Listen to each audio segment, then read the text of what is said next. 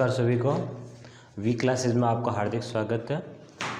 आज हम मैट्रिक्स पढ़ने जा रहे हैं, ठीक है। उसका अपन रिवीजन में क्या है, ज़्यादा तो उसमें है नहीं कुछ, तो नॉर्मल जो चीज़ें हैं वो बताने जा रहा हूँ। सबसे पहले अपन बात करते हैं मैट्रिक्स है क्या। मैट्रिक्स क्या होती है, एलिमेंट्स होंगे उनको वेल अरेंज करके रखा जाता है और एक ही ऑर्डर के अंदर, ठीक है, वेल अरेंज करके रखा जाता है, उसको क्या बोलते हैं, मैट्रिक्स लाइक दैट। इसको अपन इससे लिखेंगे ऐसे, जैसे लिख दिया A11 A12 A21 A22, तो ये जो है ये मैट्रिक्स है। इसको ए से लिख दिया, ये बड़े वाले ब्रैकेट के अंदर एलिमेंट को रखा जाता है। जो इधर वाली ये चीज़ ये होती है, ये इसको बोलते हैं रो, ठीक है, और ऐसे एलिमेंट होते हैं उनको बोलते हैं कॉलम, ठीक है। तो इसमें ये जो रो है इसको R से लिखते हैं। ये तो पहली वाली रो है तो R1 हो जाएगा, दूसरी वाली रो है तो ये R2 हो जाएगा। ये कॉलम पहला वाला है तो C1 और ये दूसरा वाला है तो ये क्या हो जाएगा, C2 हो जाएगा, ठीक है। इस तरह से अपन लिखते हैं। तो इसका मतलब A11 है तो ये पहली रो पहला कॉलम ऐसे आ गया, पहली रो दूसरा कॉलम ऐसे आ गया, 1 2 आ गया, 2 1 तो दूसरी रो पहला कॉलम और दूसरी रो दूसरा कॉलम, इस तरह से अपन लिखते हैं इसके अंदर, ठीक है। तो ये क्या होगी, अपने पास मैट्रिक्स मिल गई। मैट्रिक्स की कभी वैल्यू नहीं मिलती, एक पर्टिकुलर वैल्यू नहीं मिलती या स्केलर वैल्यू नहीं मिलती। तो अपन बात करते हैं उसके बाद में मैट्रिक्स होती कितने टाइप की है, या यूं को इसके बाद में ये देखो, ये जो है ना, ये कितनी रो और कितनी कॉलम होती है उसको बोलते हैं ऑर्डर बोलते हैं। ऑर्डर को लिखते हैं अपन m इंटू एन से, किससे, m इंटू एन से। तो ऑर्डर ऑफ मैट्रिक्स क्या होता है, इसको लिखेंगे m इंटू एन से लिखेंगे। अब इसका ऑर्डर क्या है, 2 इंटू 2 है। इसका मतलब क्या होगा, 2 तो रो है और 2 ही क्या है, कॉलम है। तो जो m है वो क्या होता है, नंबर ऑफ रो होती है, और जो n है वो क्या होता है, नंबर ऑफ कॉलम होते हैं, ठीक है। इस टाइप से ये ऑर्डर आ गया। उसके बाद आता है आपके पास टाइप्स ऑफ मैट्रिक्स। मैट्रिक्स के कितने टाइप होते हैं, तो सबसे पहले होता है आपके जीरो मैट्रिक्स। जीरो मैट्रिक्स का मतलब क्या हो गया, जिसके अंदर एलिमेंट जीरो होता है। कितना होता है, जीरो होता है, उसको जीरो मैट्रिक्स बोलते हैं। फिर आता है आपके पास रो मैट्रिक्स। रो मैट्रिक्स के अंदर क्या होगा, जिसके अंदर क्या होगा, 1 रो होगी ओनली, ठीक है। आपके पास इस तरह से दे दिया 1 2 3, रो कितनी है, 1 है, कॉलम कितने हैं, 3 है, तो रो कितनी, 1, कॉलम कितने, 3, तो 1 इंटू 3 का ऑर्डर हो गया। ये हो गया रो मैट्रिक्स। फिर आता है आपके पास क्या, कॉलम मैट्रिक्स। अब इसके अंदर क्या होगा, 1 कॉलम होगा खाली। अब जैसे कि आपको इस तरह से दे दिया 1 2 3 दे दिया, तो इसके अंदर देखो रो तो कितनी है, 1 2 3, ऐसे 1 रो 2 रो 3 रो, 3 रो है, कॉलम कितने, 1, तो 3 इंटू कितना हो जाएगा, 1 हो जाएगा। ये रो कॉलम हो गई, सॉरी ये कॉलम मैट्रिक्स हो गई। फोर्थ होती है स्क्वायर मैट्रिक्स। स्क्वायर मैट्रिक्स क्या होती है, जिसके अंदर क्या होता है, number of row equals to number of column. इसका मतलब m और n क्या होगा, इक्वल हो जाएगा। जैसे 2 इंटू 2 की हो गई, 3 इंटू 3 की हो गई, इस तरह से ये स्क्वायर मैट्रिक्स बनती है, ठीक है। फिर आता है आपके पास क्या, आपके पास क्या, डायगोनल मैट्रिक्स आती है, जिसको अपन क्या बोलते हैं, विकर्ण मैट्रिक्स बोलते हैं। अब ये क्या चीज़ होती है, जिसके अंदर क्या होगा, कोई भी मैट्रिक्स है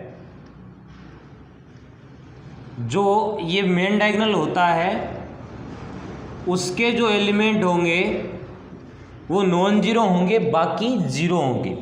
ये जो आपको दिख रहा है ना, ये वाला, इसमें क्या होगा, ये एलिमेंट होंगे वो नॉन जीरो होंगे, एस शून्य होंगे, बाकी क्या होंगे, जीरो होंगे, उसको बोलते हैं डायगोनल। फिर आता है स्केलर मैट्रिक्स। स्केलर मैट्रिक्स क्या होता है, जिसको अपन बोलते हैं अदिश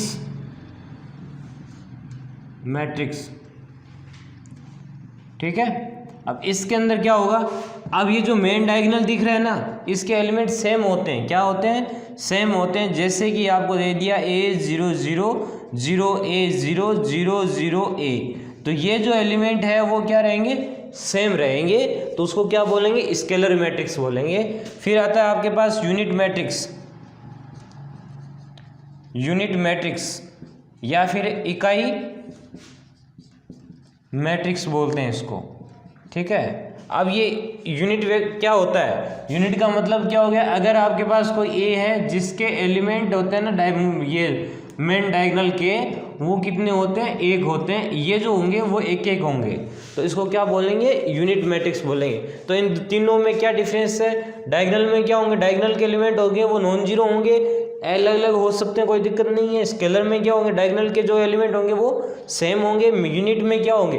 एक। तो ये एक एक ये तीनों सेम है, तो ये क्या हो सकती है? स्केलर हो सकती है, यूनिट हो सकती है, और ये क्या हो सकती है? आपके डायगोनल हो सकती है। लेकिन डायगोनल मैट्रिक्स कभी यूनिट नहीं होगी, न कभी ये स्केलर मैट्रिक्स होगी, ठीक है।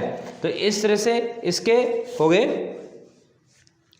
आगे है आपके पास ट्राइंगुलर मैट्रिक्स। अब ट्राइंगुलर मैट्रिक्स क्या होता है? एक तो होता है अपर ट्राइंगुलर,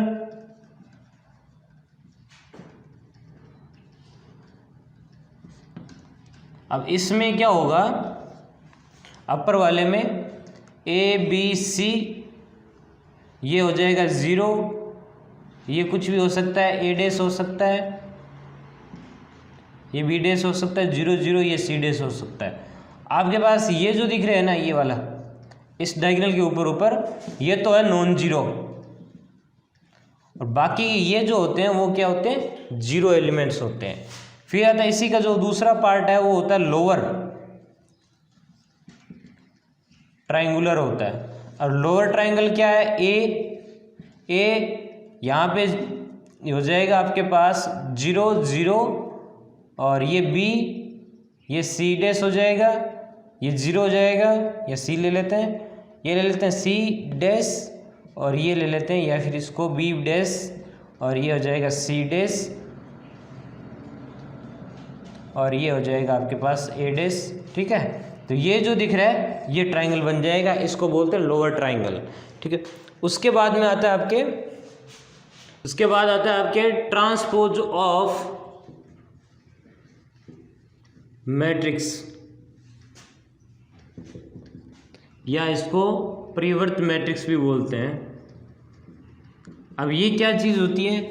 आपके पास अगर कोई A है और इसके अंदर A11 A12 A13 A21 A22 A23, order क्या है इसका? 2 into 3 का है। इसको अगर ट्रांसपोज देखते हैं तो इसको लिखते हैं AT से लिखते हैं। अब AT में क्या होगा? जो रो होती है वो किस में कन्वर्ट हो जाती है? कॉलम में हो जाती है, ठीक है। और जो कॉलम होता है वो किस में कन्वर्ट हो जाता है? रो के अंदर हो जाता है। अगर AT की बात करते हैं तो ये हो जाएगा A11, ये जो रो है ना उसको सीधा ऐसे कर दो, तो A11 A12 A13 A21 A22 A23। अब पता क्या चला? इसमें रो कितनी? 3, कॉलम कितने? 2, तो 3 into 2 का हो गया। इसका मतलब ये जो ऑर्डर होता है ना वो जस्ट क्या हो जाता है? अपोजिट हो जाता है। अगर इसका A का अगर M into N का है तो इस AT का कितना हो जाता है? N into M का हो जाता है। ये होता है ट्रांसपोज ऑफ मैट्रिक्स। इसकी कुछ प्रॉपर्टीज हैं। प्रॉपर्टीज ये है कि अगर A प्लस B का अगर ट्रांसपोज करते हो ना तो ये आता है AT प्लस का BT आता है। दूसरी प्रॉपर्टी है AT का अगर ट्रांसपोज करते हो तो वापस क्या आता है आपके पास? A आता है। और ये इस तरह से है। अच्छा, एक अगर आपके पास K एक इसका T आता है, ट्रांसपोज आता है, तो K बाहर और क्या हो जाता है? AT हो जाता है। ये इस तरह से कुछ प्रॉपर्टीज है। हाँ, नेक्स्ट आता है आपके पास सिमेट्रिक एंड स्क्यूस्मेट्रिक।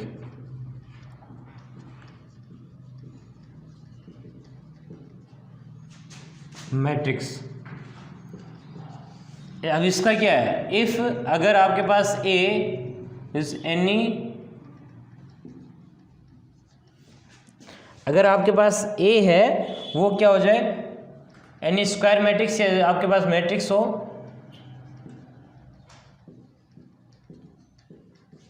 और इसके अंदर ए टी ट्रांसपोज वापस क्या बन जाए, ए बन जाए, तब तो क्या होगा, ए इज कॉल्ड सिमेट्रिक। और अगर आपके पास इफ ए टी का अगर माइनस ए हो जाए तब ए क्या कहलाएगा, स्क्यू सिमेट्रिक कहलाएगा। ठीक है, सुन रही बात। अगर ए टी है, ए का ट्रांसपोज अगर वापस ए बन जाए तब तो ए क्या कहलाएगा, सिमेट्रिक कहलाएगा। अगर ए का अगर ट्रांसपोज करते हैं ए टी, वो अगर बनता है माइनस ए बनता है तो ए क्या कहलाता है, स्क्यू सिमेट्रिक कहलाता है। अगर अपन बात करते हैं इसमें एक होता है कि any matrix A can be written in the form of addition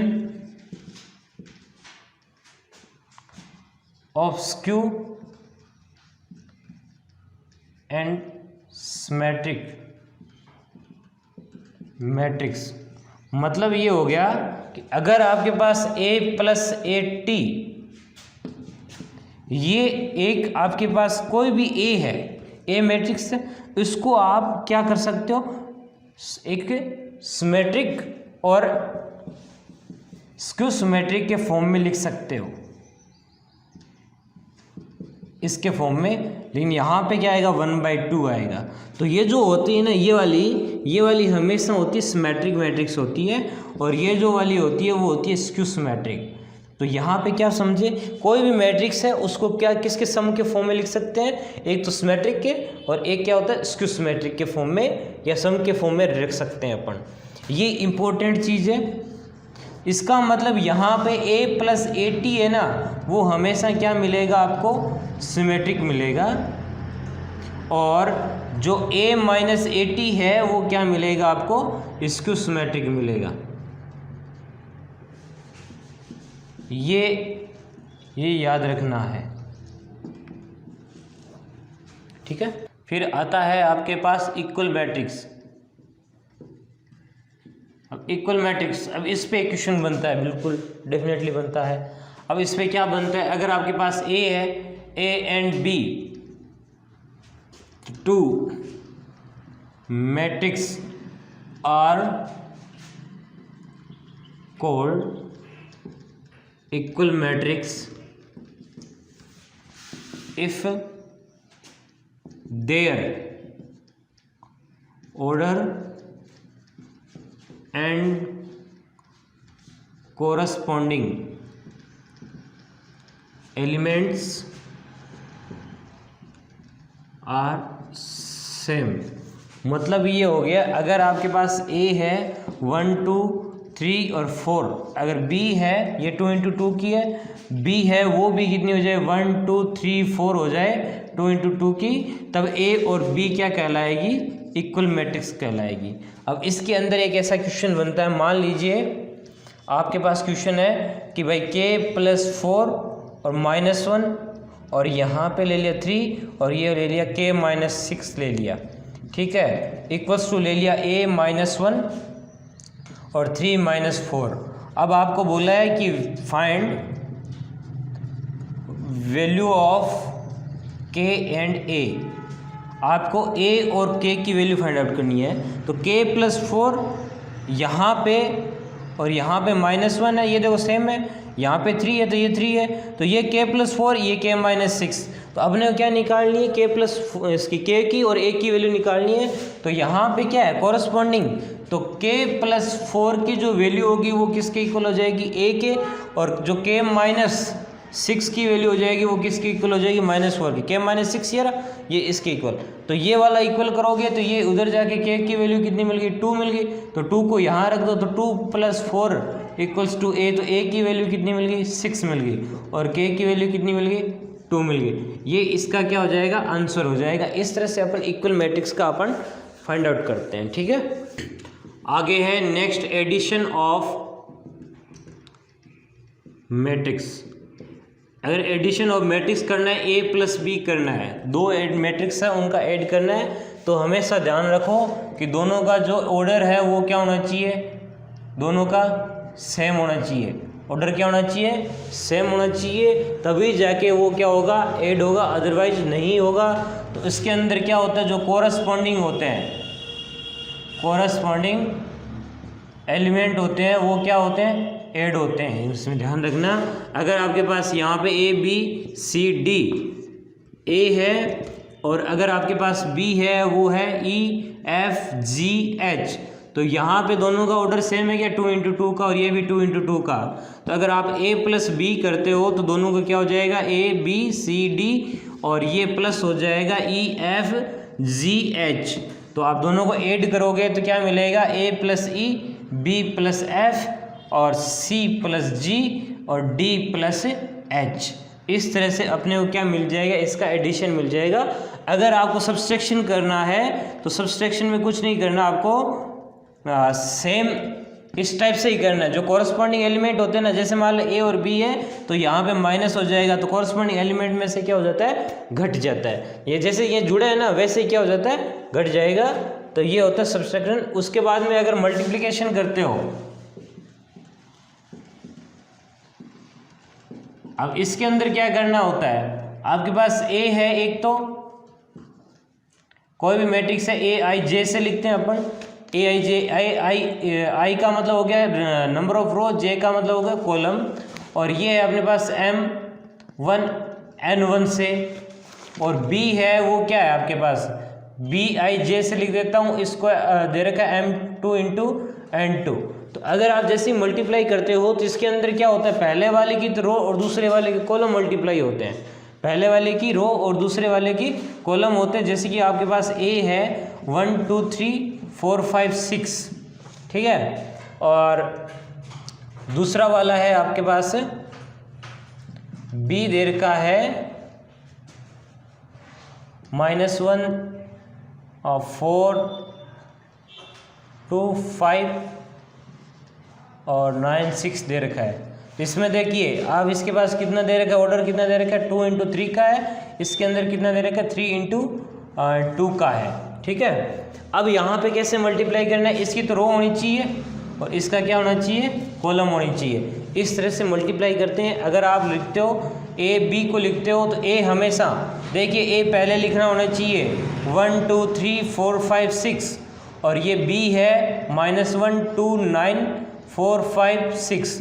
तो इसको आप मल्टीप्लाई करोगे ऐसे, तो पहले वाले की रो और दूसरे वाले की कॉलम ऐसे मल्टीप्लाई होते हैं। तो मल्टीप्लाई करने का तरीका क्या है, 1 को -1 से करो तो -1, 2 को 2 से करो तो प्लस का 4, 3 को 9 से करो तो ये 27, ये एक हुआ है। अब इसी को इससे मल्टीप्लाई करना है, तो इसी को इससे मल्टीप्लाई करना है, तो 1 को 4 से करो तो 4, 2 को 5 से तो 10, 3 को 6 से तो ये हो जाएगा 18 हो जाएगा।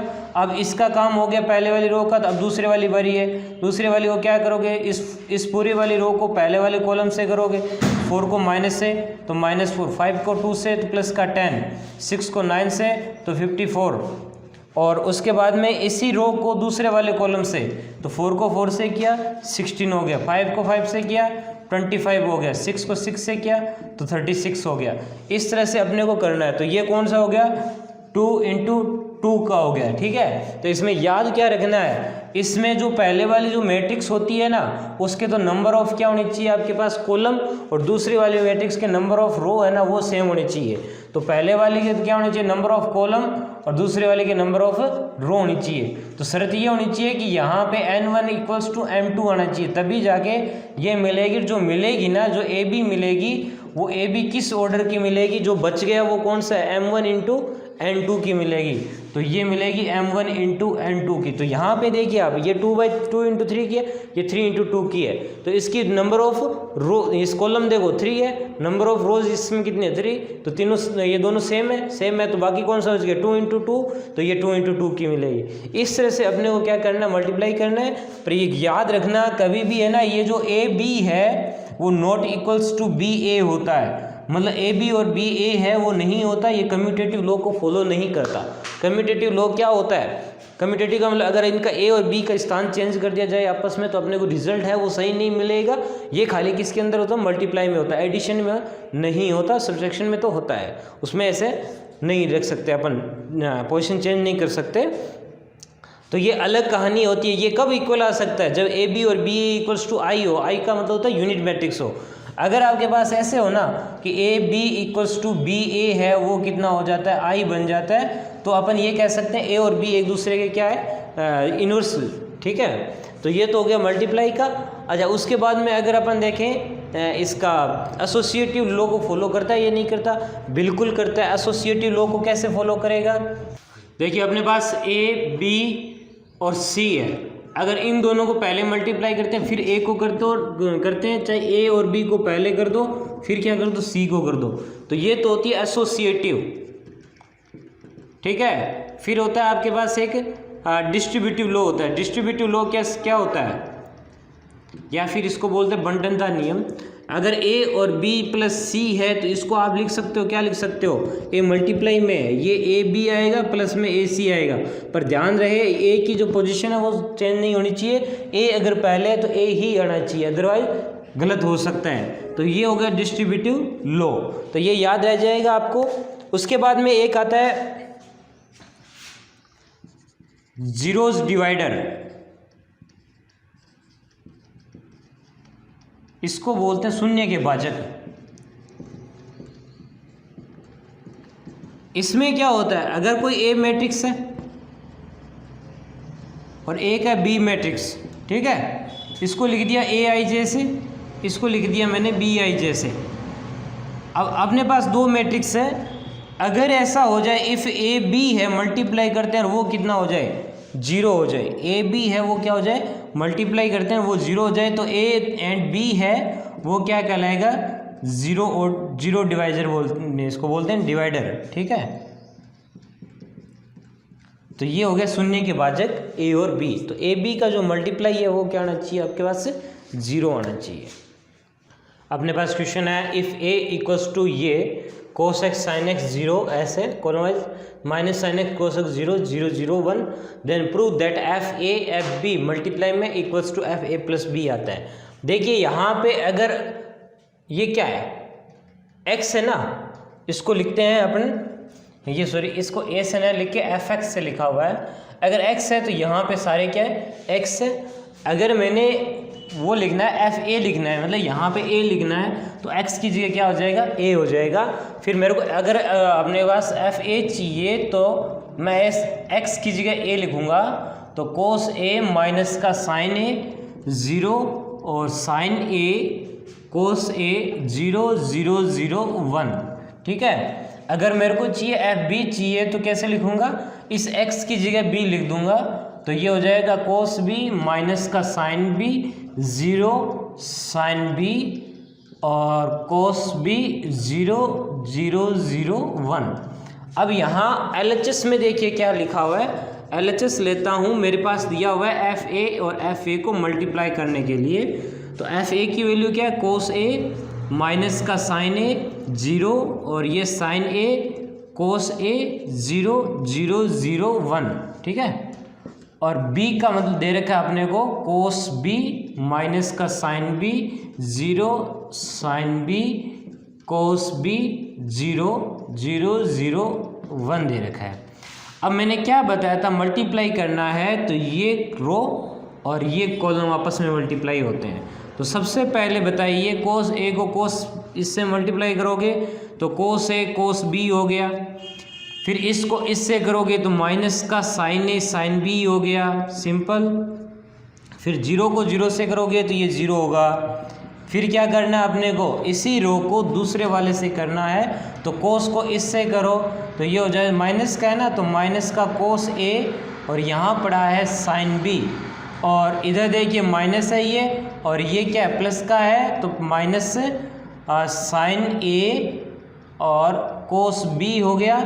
जीरो को जीरो से जीरो आ गया। उसके बाद इसी को थर्ड से करोगे तो कोस ए को जीरो से तो ये जीरो, साइन ए को जीरो से तो ये जीरो, जीरो को वन से तो ये पूरा क्या हो जाएगा, जीरो हो जाएगा। अब आती है बारी आती है दूसरी वाली रो की बारी आती है, इस वाली रो की। अब इस रो को क्या करना, मल्टीप्लाई करना फर्स्ट कॉलम से।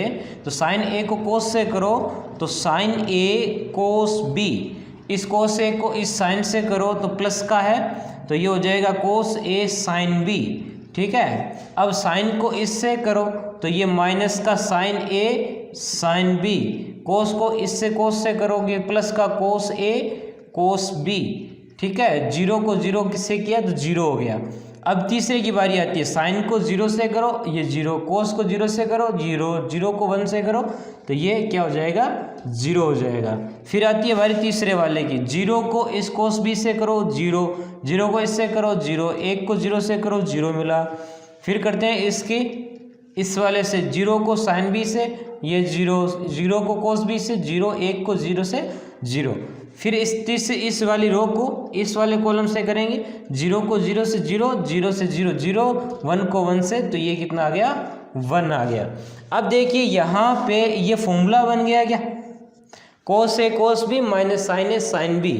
ये किसका फॉर्मूला होता है, कोस ए प्लस बी का होता है। अगर मैं यहाँ से माइनस कॉमन ले लूँ इस वाले से, तो माइनस कॉमन लिया तो मेरे पास है साइन ए कोस बी प्लस कोस ए साइन बी आएगा, ठीक है। जैसे कि माइनस मैंने कॉमन ले लिया, यहाँ पे क्या हो गया, प्लस हो गया। तो साइन ए कोस बी कोस ए साइन बी, तो ये किसका आ गया, साइन ए प्लस बी का फॉर्मूला आ गया।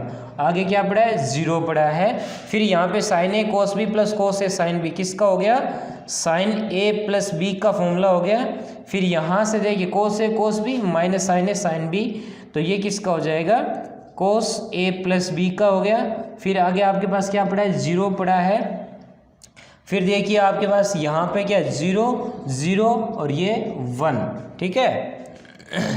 तो ये जो फॉर्मूला है देखिए यहाँ पे x है तो ये fx है, तो यहाँ x अगर a रख दिया तो यहाँ पे a। अब देखिए आप इसकी जगह क्या पड़ा है, a प्लस बी पड़ा है, x की जगह कौन बैठा है, a प्लस बी। तो मैं क्या इसको एफ ए प्लस बी लिख सकता हूँ, जो कि अपने को चाहिए था RHS के अंदर।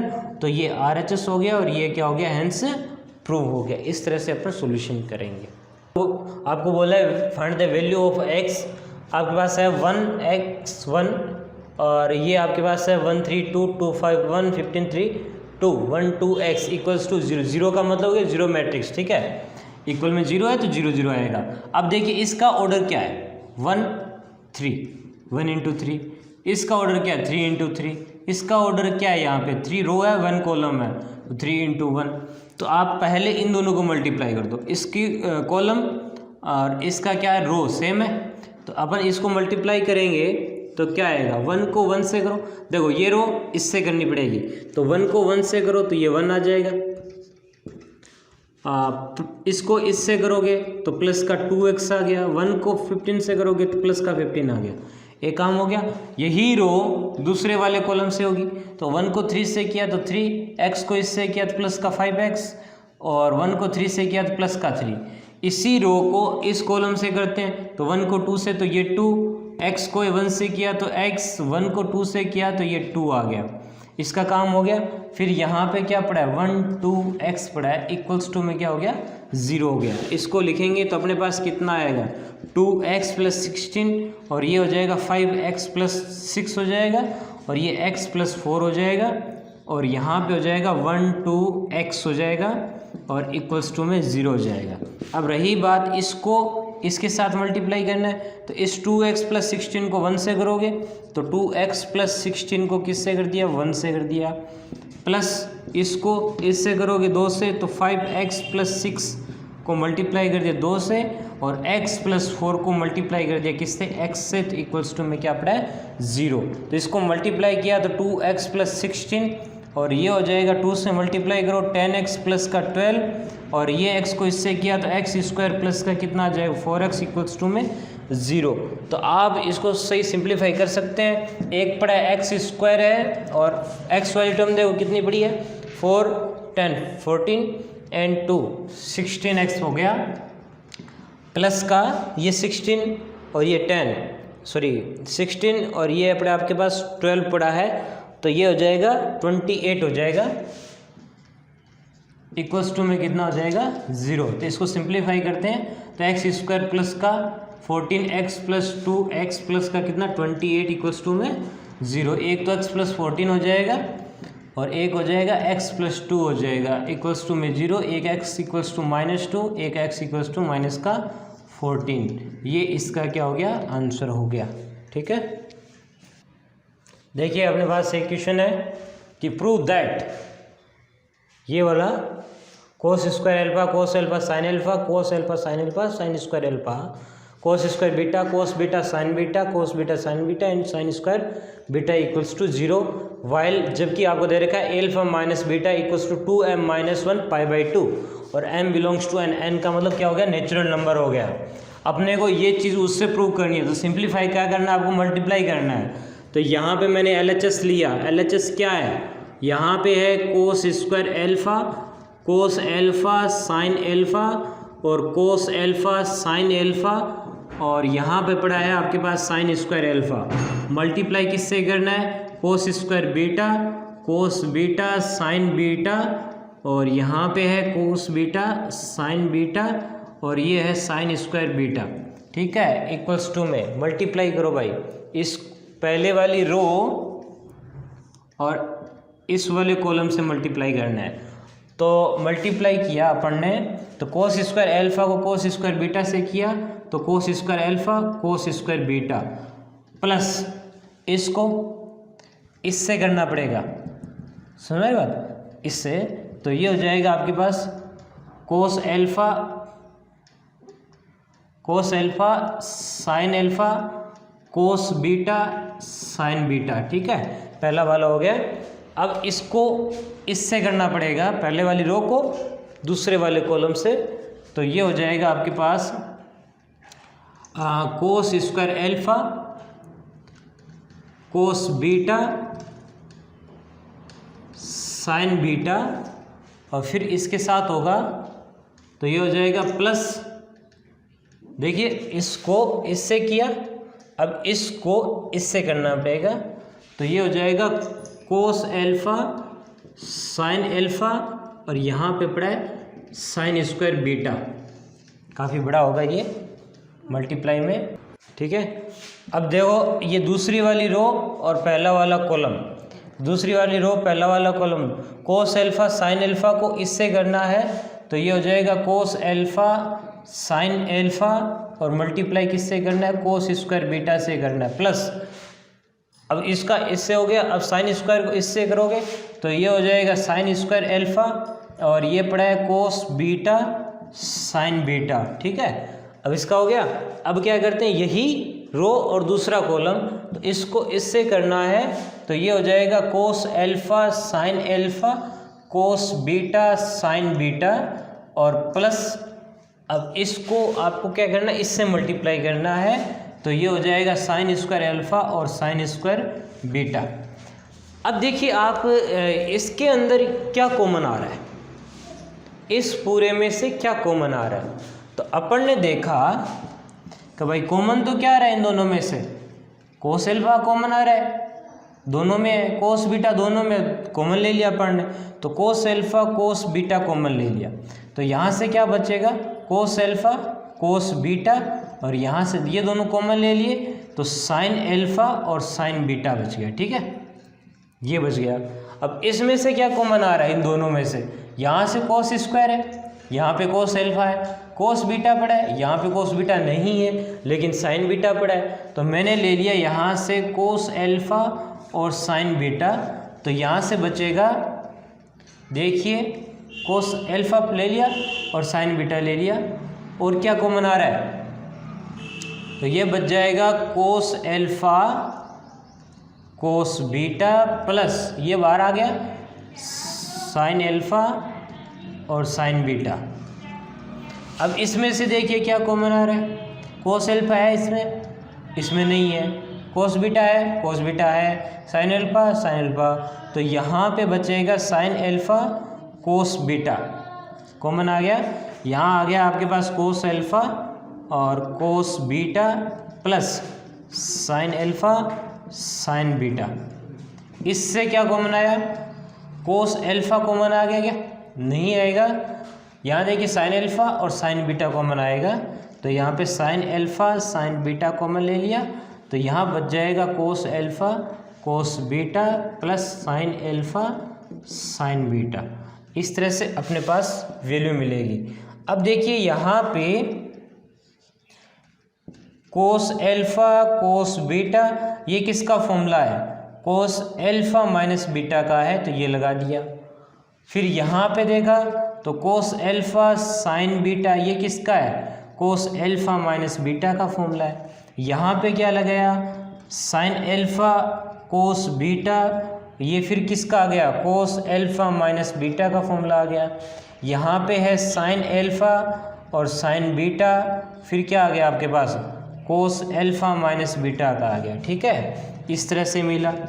अब आप बताइए इसके अंदर क्या कॉमन आ रहा है, सब में से कॉमन आ रहा है कोस अल्फ़ा माइनस बीटा आ रहा है। ठीक है, और यहाँ पे बचेगा, वो बच जाएगा कोस अल्फ़ा कोस बीटा, यहाँ बचेगा कोस अल्फ़ा साइन बीटा, यहाँ बच जाएगा साइन अल्फ़ा कोस बीटा,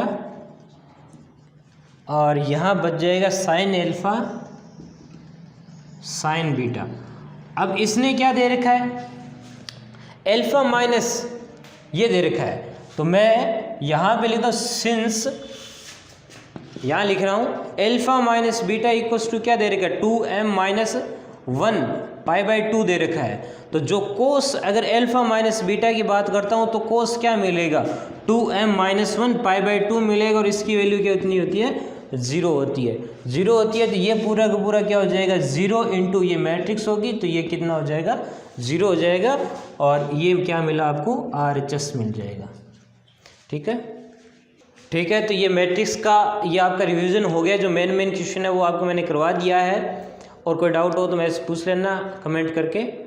आप शेयर कीजिए, सब्सक्राइब कीजिए, कमेंट कीजिए, लाइक कीजिए। Thank you.